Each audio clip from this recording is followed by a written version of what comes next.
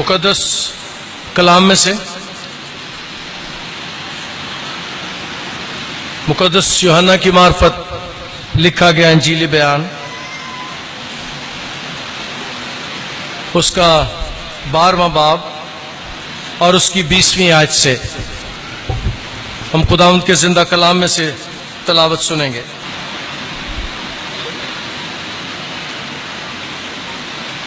जो लोग ईद में प्रस्तिश करने आए थे उनमें बास यूनानी थे, बस उन्होंने फिलिप्पस के पास जो बैते सदा गलील का था आकर उससे दरख्वास्त की कि जनाब हम यीशु को देखना चाहते हैं। फिलिप्पस ने आकर इंद्रियास से कहा, फिर इंद्रियास और फिलिप्पस ने आकर यीशु को खबर दी। यीशु ने जवाब में उनसे कहा, वो वक्त आ गया है कि इब्ने आदम जलाल पाए। मैं तुमसे सच कहता हूं कि जब तक गेहूं का दाना जमीन में गिरकर मर नहीं जाता अकेला रहता है, लेकिन जब मर जाता है तो बहुत सा फल लाता है। जो अपनी जान को अजीज रखता है वो उसे खो देता है, और जो दुनिया में अपनी जान से अदावत रखता है वो उसे हमेशा की जिंदगी के लिए महफूज रखेगा। अगर कोई शख्स मेरी खिदमत करे तो मेरे पीछे हो ले, और जहां मैं हूं वहां मेरा खादिम भी होगा। अगर कोई मेरी खिदमत करे तो बाप उसकी इज्जत करेगा। खुदा का शुक्र है उसके कलाम के लिए, आमीन। ये बात आम थी कि जब वो यहूदी साल में 3 बार ईदें मनाते थे और 3 बार मुख्तलिफ इलाकों से आकर यरूशलेम में जमा होते थे, तो उनके साथ दीगर ममालिक से भी लोग आते थे, दूसरे इलाकों से भी लोग आते थे, गैर कौमों से भी लोग आते थे, क्योंकि हैकल का एक हिस्सा गैर कौमों के लिए भी था। और खुदा का कलाम इस बात को बयान करता है कि गैर मज़हब के लोग भी आते थे। अगर हम रसूलों के माल की किताब का मुताला करें, उसके 8वें बाब की 27वीं आयत में हमें हबशी खोजा के बारे में पता चलता है कि वो भी आया। कलाम में लिखा है, वो उठकर रवाना हुआ तो देखो एक हबशी खोजा आ रहा था। वो हबशियों की मलका नदाके का एक वजीर और उसके साथ खजाने का मुख्तार था, और यरूशलेम में इबादत के लिए आया था। यह शख्स हबशी खोजा के बारे में हम जानते हैं कि ये हबशियों और फिर मलका का मुख्तार था और हैकल में इबादत करने आया था, शामिल होने के लिए आया था इबादत में। इससे हमें पता चलता है कि गैर कौमों के लोग भी हैकल में आते थे और उनके लिए भी हैकल में जगह थी, क्योंकि खुदा सारी कौमों का खुदा है, सारे इंसानों का खुदा है। इसलिए खुदा का कलाम इस बात को बयान करता है कि वहां पर कुछ यूनानी भी आए, और ये यूनानी ईमानदार भी थे, और यूं लगता है इसमें कुछ ऐसे भी लोग होंगे जो अभी तक मुकम्मल तौर पर यीशु पर ईमान नहीं लाए थे, वो भी वहां आए थे। और इस साल जो ईद हो रही है, ये ईद गुज़श्ता सालों से जरा मुख्तलिफ है। इसमें शायद लगता यूं है कि ज्यादा लोग आए हैं, और इस ईद में ईद का जो मजा है मैं उसे कहूंगा कि वो दुबाला हो चुका है। इस ईद में एक खबर फैली हुई है, और खबर यह फैली है कि यहां एक शख्स है, यहां एक हस्ती है, यहां एक शख्स है जिसने 4 दिन के मुर्दा लाजर को जिंदा किया है, और वो उसे देखने के लिए भी आए थे, उसे जानने के लिए, उसके साथ बातचीत करने के लिए। और यूनानी जो अपने फलसफे की वजह से, अपने इल्म की वजह से, अपनी कहानियों की वजह से मशहूर थे, वो भी आए हैं। और जब उन्हें यीशु के बारे में पता चला, उन्हें 4 दिन के मुर्दा लाजर के बारे में जब सुना, तो उन्होंने एक और बात भी देखी। वहां पर वो क़याम पजीर थे और लोग एक और बात भी कर रहे थे, और वो बात यीशु को पकड़ने और कत्ल करने की थी। वो जो यूनानी थे وہ تھوڑے افسردہ ہوئے، کیونکہ یونانی عالموں کی بڑی قدر کرتے تھے اور کرتے ہیں. وہ عالموں کو بڑا پسند کرتے تھے اور ذہین لوگوں کو اور کام کے لوگوں کی وہ بڑی عزت کرتے تھے. انہوں نے یہ سارا کچھ دیکھا تو یسوع کے شاگردوں کے پاس وہ آئے، وہ فلپس کے پاس آئے. فلپس کا تعلق چونکہ اس علاقے سے تھا جس کا ذکر ہم کلام مقدس میں سے پڑھتے ہیں، جہاں پر عام طور پر غیر قوموں کے لوگ بھی آباد تھے. کلام مقدس میں لکھا ہے کہ وہ بیت صدا گلیل کا تھا، اور اس کے نام سے لگتا یوں تھا کہ یہ یونانی نام ہے. فلپس نام یونانی نام ہے. انہوں نے کہا کہ یہ شخص یونانی ہے یا یونانیوں کے ساتھ اس کا تعلق ہے. پھر یہ بھی خیال کیا جاتا ہے کہ فلپس کا کاروبار ہوگا، تو بزنس رہا ہوگا، اور یونانیوں کے ساتھ وہ شاید کاروبار بھی کرتا تھا، اس لیے یونانیوں کے ساتھ اس کا تعلق تھا. اس کا نام بھی ایسا تھا. انہیں شک پڑا کہ یہ یونانی ہے، اور انہوں نے اس کے پاس آ کر اسے درخواست کی ہے. اور درخواست کیا کی ہے کہ بس انہوں نے فلپس کے پاس آ کر جو بیت صدا گلیل کا تھا درخواست کی کہ جناب ہم یسوع کو دیکھنا چاہتے ہیں. اس کا مطلب ہے کہ بھیڑ تھی، لوگ تھے، شاگرد تھے. یسوع کو ملنا اتنا آسان نہیں تھا. یسوع مردہ لازر کو زندہ کرنے کے بعد بہت مشہور ہو گئے تھے، ان کے گرد بہت بھیڑ تھی اور شاید ان تک پہنچنا مشکل تھا. اس لیے انہوں نے کسی ایسے شخص کو ڈھونڈا جو یسوع کے ساتھ ان کی میٹنگ کروا دے، ان کی بات چیت کروا دے. وہ یسوع کے بارے میں جاننا چاہتے ہیں، یسوع سے سوال و جواب کرنا چاہتے ہیں. اور ولیم میکڈونلڈ بیان کرتا ہے اصل میں وہ یسوع کے ساتھ بات چیت نہیں کرنا چاہتے تھے، بات چیت بھی کرنا چاہتے تھے. وہ یسوع کو بتانا چاہتے تھے کہ یہاں تیری قدر کوئی نہیں ہے، یہاں یہ لوگ تجھے مار دیں گے، یہاں یہ لوگ تجھے صلیب دے دیں گے، تو ہمارے ساتھ یونان چل، ہم تیری بڑی عزت کریں گے. تو عالم ہے، تو فاضل ہے، تو معجزات کرنے والا ہے، تیری تعلیمات بڑی پائے کی ہے، تو جو باتیں کرتا ہے ان کا کسی کے پاس کوئی توڑ نہیں ہے. اب ہمارے ساتھ یونان میں چل، ہم تجھے وہاں رکھنا چاہتے ہیں، تیری حفاظت بھی کریں گے اور تجھے کوئی نہیں مارے گا. قرآن کا کلام اس بات کو بیان کرتا ہے. اور جب قرآن یسوع مسیح کے ساتھ یہ بات ہوتی ہے تو فلپس اندریاس کے پاس گیا، اور اندریاس اور فلپس نے مل کر ان کی میٹنگ ارینج کروا دی یسوع کے ساتھ. اور میٹنگ میں شاید انہوں نے اپنا مدعا بیان کیا، اور نہ بھی کیا ہو تو یسوع، میرا اور آپ کا یسوع، کسی کو دیکھ کر اس کے اندر کی خیالت پڑھ لیتا تھا.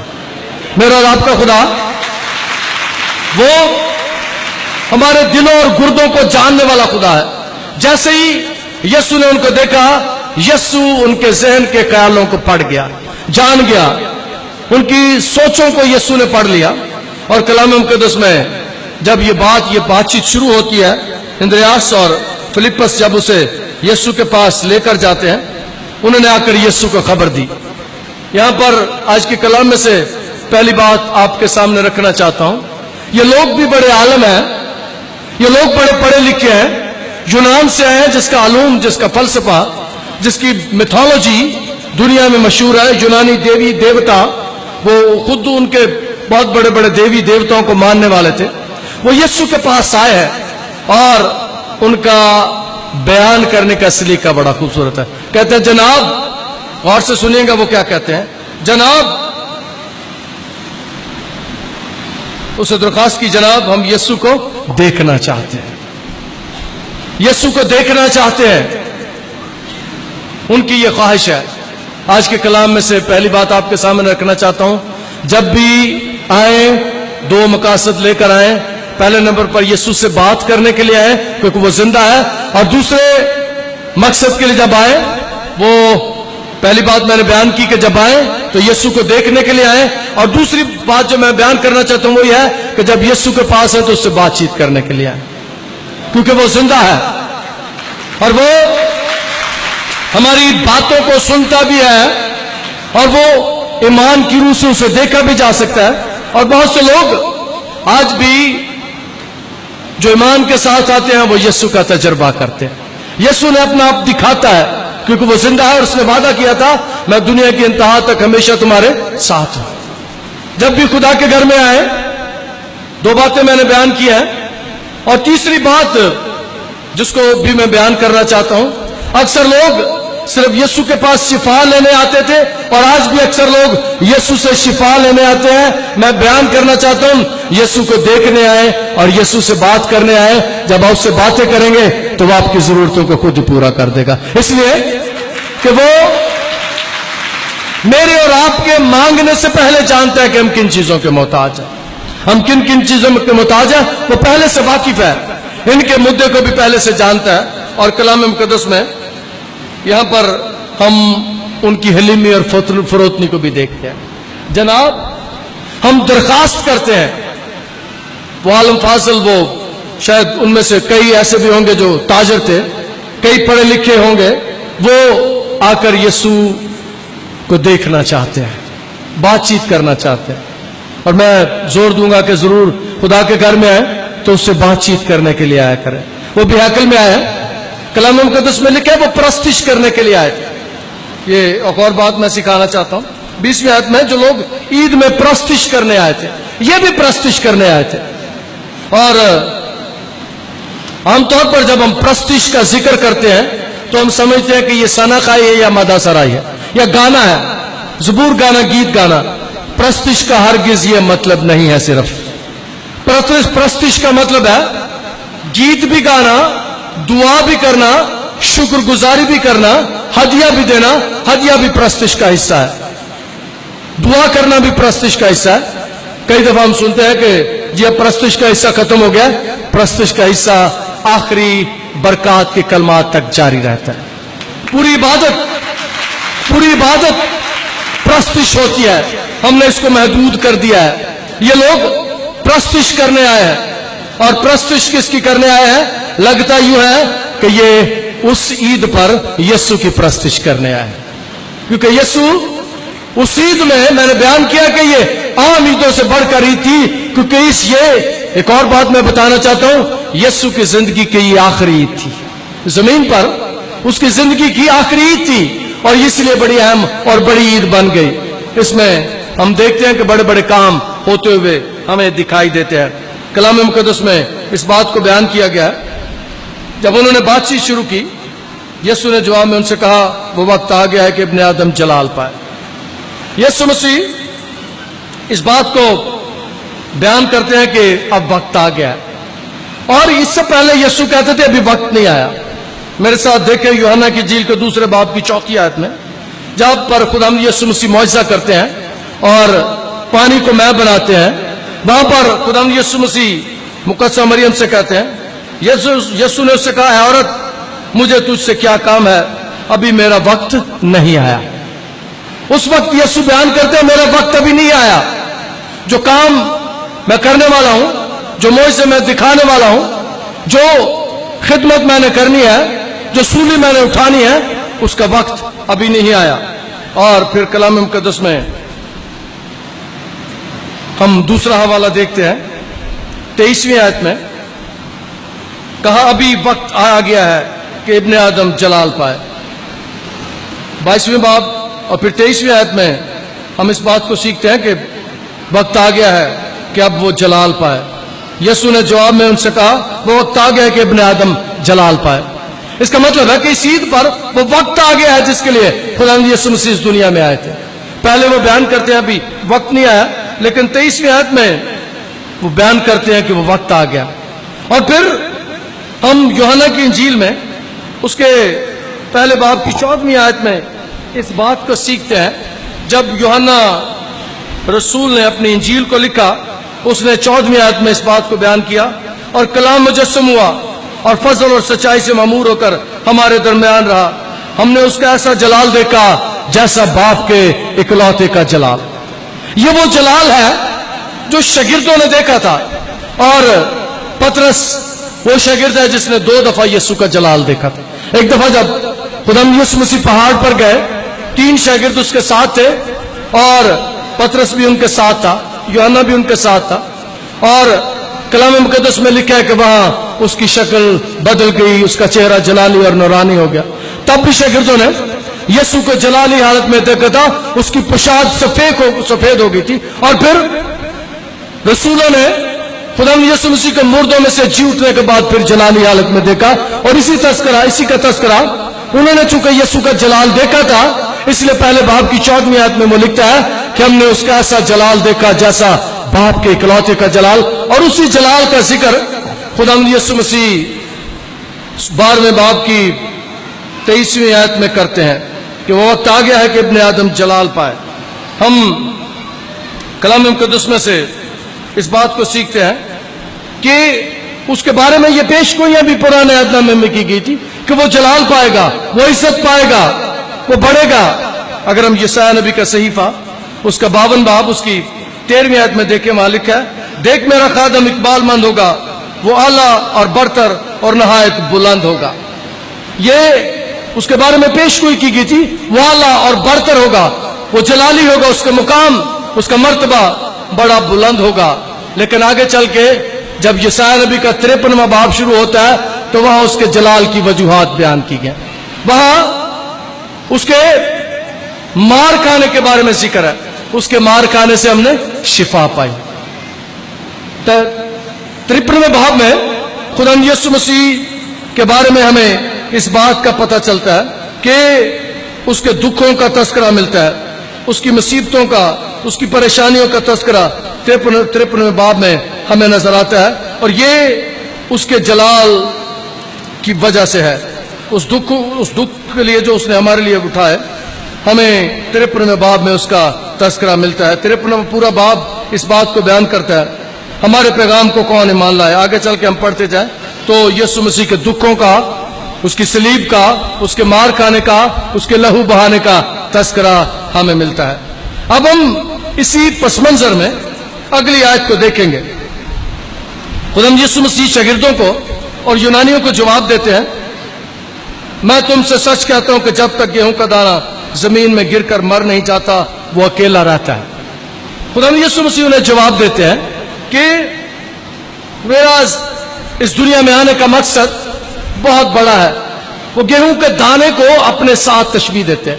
یسوع کہتے ہیں کہ گیہوں کا دانہ میں ہوں، گیہوں گندم کو کہتے ہیں، وہ کہتے ہیں کہ گندم کا دانہ میں ہوں، اور گندم کا دانہ جب تک زمین میں جا کے مر نہیں جاتا، جب وہ دوبارہ نیا پودا نکلتا ہے تو ایک دانہ جو بویا جاتا ہے اس میں 3-4 سٹے بھی لگ جاتے ہیں، اور اس میں دانوں کی تعداد 100 میں ہو جاتی، کئی 100 دانے ایک دانے سے آگے جنم لیتے ہیں۔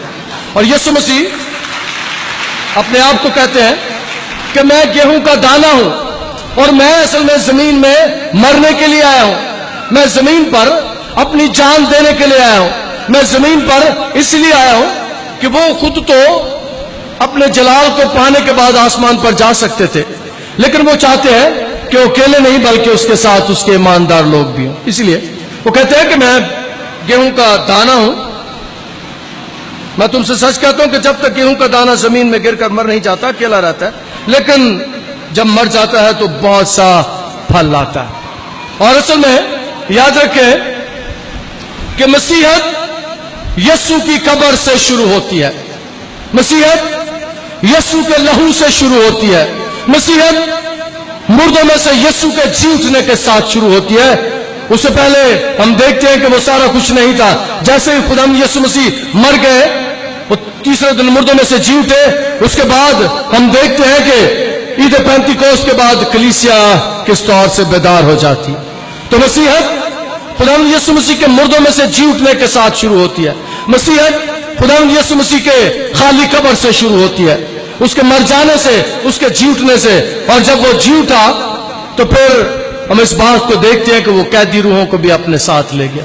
اس کے جی اٹھنے کے ساتھ، اس کے مرنے کے ساتھ ہم دیکھتے ہیں مقدس متی کی معرفت لکھے گئے انجیلی بیان کے 27ویں باب میں کہ اس کی موت کے موقع پر کلام مقدس میں لکھا ہے چٹانیں تڑک گئی اور قبریں پھٹ گئی اور بہت سے مردے جی اٹھے۔ اس کی موت کے وسیلے سے دنیا میں زندگی آ جاتی ہے۔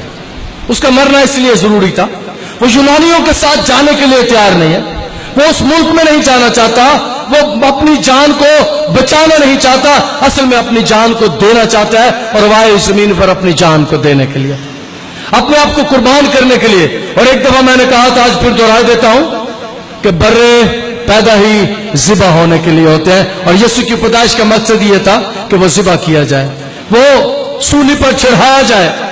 اور جب یوحنا نے اسے دیکھا، اس نے کہا یہ خدا کا برہ جو جہان کے گناہوں کو اٹھا لے جاتا ہے۔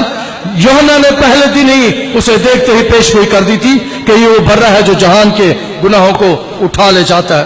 اور کلام مقدس اس بات کو بیان کرتا ہے کہ اس کا دکھ اٹھانا ضروری تھا، اور یسوع انکار کر دیتا ہے ان کے ساتھ جانے سے، یسوع موت سے بچنے سے انکار کر دیتا ہے۔ جو اپنی جان کو عزیز رکھتا ہے اسے کھو دیتا ہے، اور جو دنیا میں اپنی جان سے دعوت رکھتا ہے اسے ہمیشہ کی زندگی کے لیے محفوظ رکھے گا۔ یسوع کے کلام مقدس میں سے دوسری بات جو اگلی آیت میں ہم سیکھتے ہیں وہ بڑی چیلنجنگ ہے۔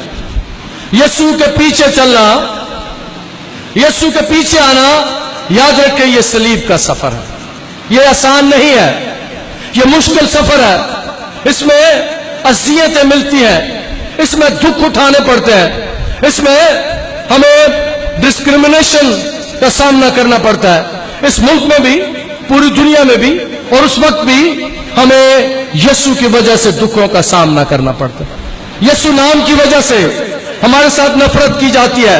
ابھی تھوڑے ہی سال پرانی بات ہے، اس ملک میں ہمارے برتن بھی علیحدہ ہوا کرتے تھے صرف اس لیے کہ مسیحی ہیں۔ یہ پوری دنیا میں آج بھی مسیحیوں کے ساتھ اس لیے نفرت کی جاتی ہے کہ ہم یسوع کے لوگ ہیں، اور یسوع نے کہہ دیا تھا کہ میری وجہ سے تم ستائے جاؤ گے، تمہیں مارا جائے گا، تمہیں پیٹا جائے گا، تمہیں عدالتوں میں لے کے جایا جائے گا، اور جو قائم رہے گا وہ ہمیشہ کی زندگی پائے۔ اور یہی نہیں بلکہ اس سے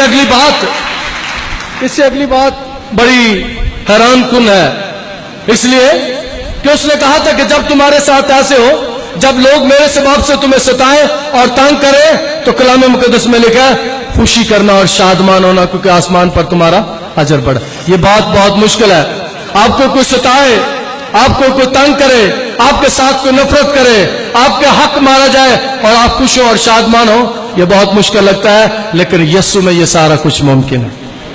اگر آپ یسوع کے ہیں تو مہربانی سے سارا کچھ سہ لیا کریں، سارا کچھ برداشت کر لیا کریں۔ جب آپ کے ساتھ نفرت کی جاتی ہے، آپ کو دھتکارا جاتا ہے، مہربانی سے خندہ پیشانی کے ساتھ برداشت کیا کریں اور اپنے دشمنوں کے لیے دعا کر دیا کریں، اگلا کام خدا خود کر دیتا ہے۔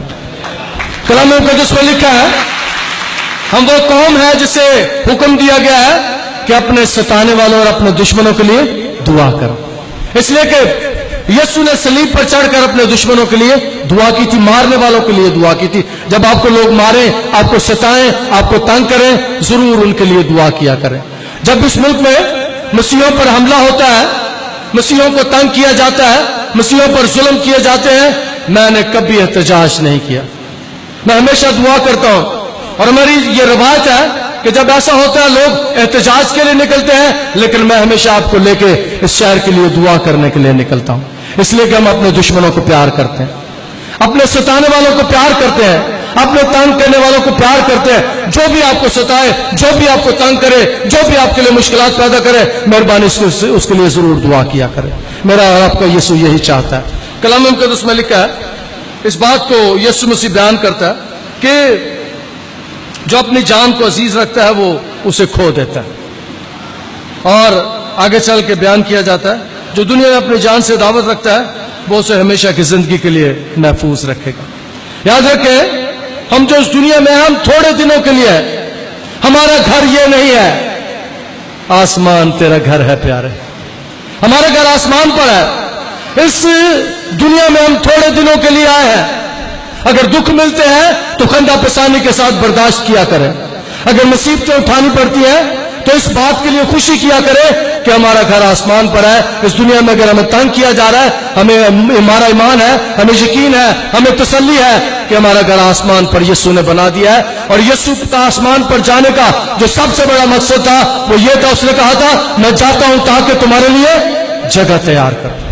ہمارا گھر آسمان پر ہے اور وہ گھر بڑا ہی خوبصورت ہے، وہ گھر بڑا ہی اعلیٰ ہے، وہ گھر بڑا ہی عالی شان ہے، میں پچھلے ہفتے ایک جگہ پہ کلام سنا رہا تھا اور میں نے گوجرا میں نے کہا کہ ہماری خواتین جن کے پاس زیور نہیں ہے اپنے آدمیوں کے ساتھ لڑتی ہیں، کہاں سانو چوڑیاں لے دے یہ لے دے وہ.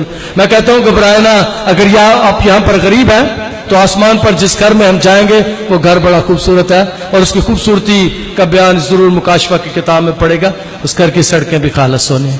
اس گھر کی سب سے خوبصورتی یہ ہے کہ اس گھر میں، یاد رکھیں میں اکثر یہ سکھاتا ہوں، بڑے دن ہو گئے میں بتانا چاہتا ہوں، ہمارا جنت کیا ہے.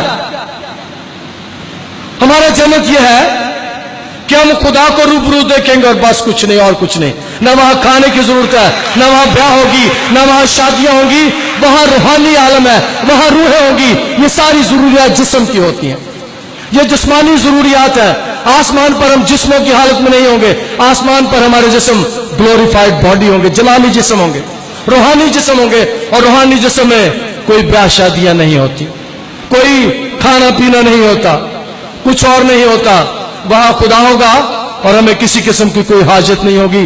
جنت کا تصور ہمارا یہ ہے کہ ہم خدا کو آمنے سامنے دیکھیں گے اور بس خدا کی حضوری میں ہوں گے.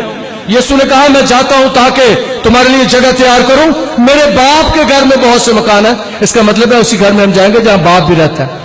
ہمارا جنت یہ ہے اور اسی کے لیے خدا یسوع مسیح کہتے ہیں گھبراؤ نہ، اس دنیا میں آپ تھوڑے دنوں کے لیے ہو اور جو گھر آسمان پر تمہارے لیے بنایا گیا ہے وہ بڑا عالیشان ہے. اس لیے اگر تمہیں دکھ دیتا ہے تو دکھ سہ لیا کرو. اگر کوئی شخص میری خدمت کرے تو میرے پیچھے ہو لے، اور جہاں میں ہوں وہاں میرا خادم بھی ہوگا.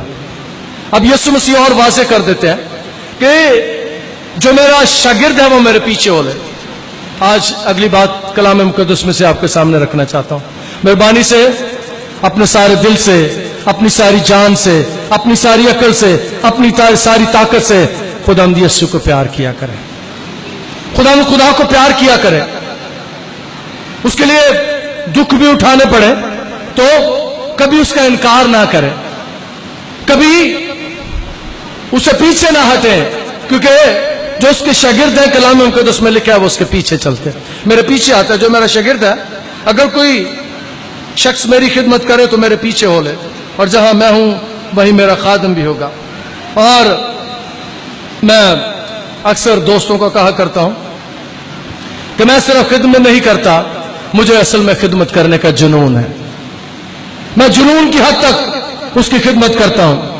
میں خود دکھ بھی سہ لیتا ہوں، خود پریشانیوں میں سے بھی گزر لیتا ہوں، لیکن میں پوری کوشش کرتا ہوں کہ جب تک میرے میں ہمت ہے میں کبھی پیچھے نہیں ہٹتا. اور ہماری آج دعا ہے کہ خدا بہت سے ایسے خادموں کو پیدا کرے جو اپنی شخصیت کا انکار کرے، اپنے ماں باپ، بہن بھائیوں، عزیزوں، دوستوں، رشتہ داروں سے زیادہ بڑھ کر یسوع کو پیار کرنے والے ہیں. ایسے خادموں کی خداوند یسوع مسیح توقع کرتا ہے. ایسے خادموں کو خداوند یسوع مسیح چاہتا ہے. اگر کوئی میری خدمت کرے تو باپ اس کی عزت کرے گا. آخری بات آج کے کلام میں سے، اگر کوئی میری خدمت کرے تو باپ اس کی عزت کرے گا. عزت یہ ہے کہ خدا نے خدمت کا میں اپنا تجربہ بیان کرتا ہوں.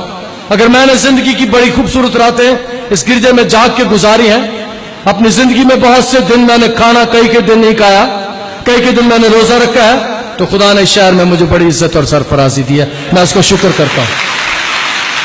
میں اس شہر کی نہیں بلکہ اس ملک کی بڑی کلیسیا کا پاسبان ہوں. سارا جلال خداوند یسوع مسیح ناصری کے نام کو ملے. اس لیے کہ میں پوری کوشش کرتا ہوں اپنی کمزوریوں کے باوجود، اپنی بیماریوں کے باوجود، اپنی مشکلات اور پریشانیوں کے باوجود. اور میں گواہی کے طور پر آپ کو بتانا چاہتا ہوں، اتوار والے دن میں اپنے خاندانی فنکشنز میں نہیں جاتا. میرے سگے عزیزوں کی شادی ہو تو میں نہیں جاتا. میں یہاں رہتا ہوں کہ یہ میری ذمہ داری ہے. اس لیے کہ مجھے پتا ہے کہ جو یسوع کے لیے اپنے ماں باپ، بہن بھائیوں کو چھوڑتا ہے اسے بہت سے بہن بھائی مل جاتے ہیں، بہت سے عزیز مل جاتے ہیں. اور یہ میں خدا کا شکر کرتا ہوں کہ خدا نے مجھے جواب دیا ہے کہ اب ہزاروں کی تعداد میں لوگ میرے بہن بھائی ہیں. ہزاروں کی تعداد میں لوگ مجھے پیار کرتے ہیں. اور میں ہمبلی اس بات کا اقرار کرتا ہوں کہ اس شہر کی 100 سالہ تاریخ میں یہ پاکستان کا تیسرا بڑا شہر ہے. کبھی کسی پادری کا اتنا نام نہیں ہوا کبھی کسی خادم کا اتنا نام نہیں ہوا جتنا خدا نے مجھے نکمے ہر چیز کو دیا. کلام مقدس میں لکھا ہے کہ میرا باپ اس کی، یہ کتنی بڑی خوبصورت بات ہے کہ خدا اس کی عزت کرے.